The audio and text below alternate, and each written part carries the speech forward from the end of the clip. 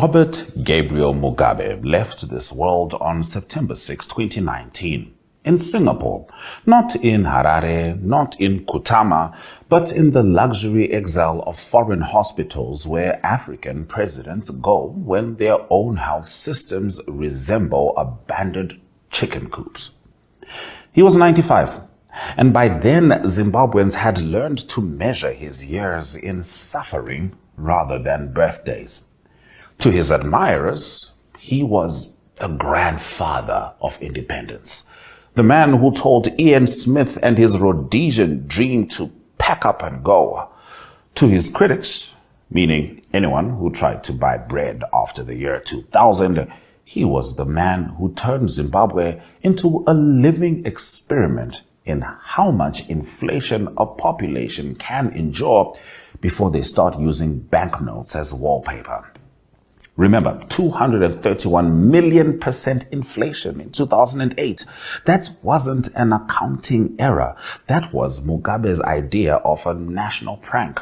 If you survived it, congratulations. You lived through the only economy where the calculator gave up before you did. Mugabe ruled for 37 years. But if you ask ordinary Zimbabweans, it felt like a life sentence with no parole. And when the old man finally died, one might have expected mass weeping, candle vigils, or at least some emotional release. People didn't really dance, but they didn't collapse either. They simply carried on. Because by 2019, survival had already drained all the tears. Retired civil servant Netsai Gute called him a godlike autocrat who erased pensions and futures with the stroke of a pen. That phrase alone sums up Mugabe's Zimbabwe. Worship forced through clenched teeth as you watched your savings vanish like a magic trick where the rabbit never comes back. The country exported 3 million citizens, not as ambassadors, but as refugees of economic collapse. Of course, state media wrote a different story. For them, Mugabe was the Pan-African warrior who thumbed his nose at the West, reclaimed land, and strutted across summits like a stubborn rooster.